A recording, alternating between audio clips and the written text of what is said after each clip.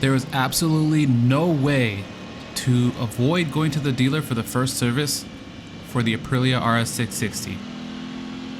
What's up, y'all? It's XIII. Welcome back to the channel. Hope you're all having a fantastic day. It's been a while since I've posted, but that's because I had a hard time figuring out logistics and appointment times to get my bike serviced. That being said, I wasn't riding as much just to avoid adding too many miles on top before I had the first service completed. I really didn't want to go too far above the 600 miles just to avoid any mishaps, you know. So I have about 3 Aprilia dealers around me. One is 10 minutes away, the other two are about an hour away from where I'm located. I called the closer one and they have plenty of availabilities. They're even open on the weekends, which worked perfectly for me.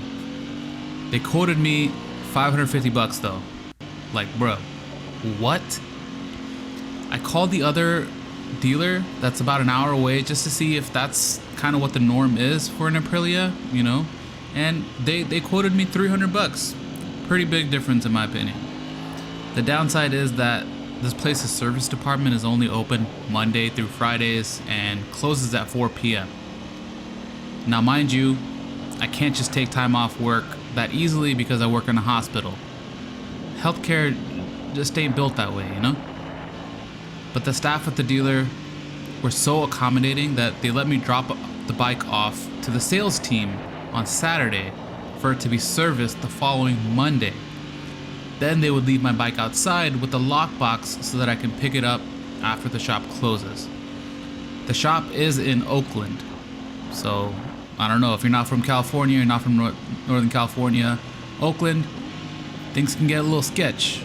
But luckily the neighborhood is filled with families. It's like more of a residential area, and luckily it's one of the safer areas, so it is what it is. All I had to do was basically take the train down and then back up, which costed me like $12 total. All in all, solid savings. AKA, that's money that I can spend on mods. So anyways, let's dive into the point of this video. The first service cost me $290. From digging around the forums, it seems like the range can be anywhere from between $300 to $500 on average for the first service. What does it cover? Oh, you know. Don't you know? Just a glorified oil change, right? Psych. On other Japanese, manufacturer brands, yes, the first service is just basically a glorified oil change. But for the Aprilia RS 660 specifically, I think people overlook a very key detail, and that is the tightening and retorquing of bolts around the bike. Doesn't sound like a big deal, right? Wrong. The RS 660 engine vibrates so much that people have seen bolts just vibrate loose and then parts will come offline when you're riding. Okay, I'm being a tad dramatic, but for real, I have heard of that happening. In fact, my brake lever guard's bolt vibrated loose and almost came off. Luckily, I inspected the bike after a longer ride that I had that day and caught it before it could fall off. This seems to be a known thing that can occur with parallel twin engines in general. In my opinion, I feel like Aprilia is aware that this can happen, and that's probably why they color code their bolts on the bike so that the dealers know which ones may be more prone to coming loose during the break-in period. Not sure if this is confirmed, but food for thought, maybe?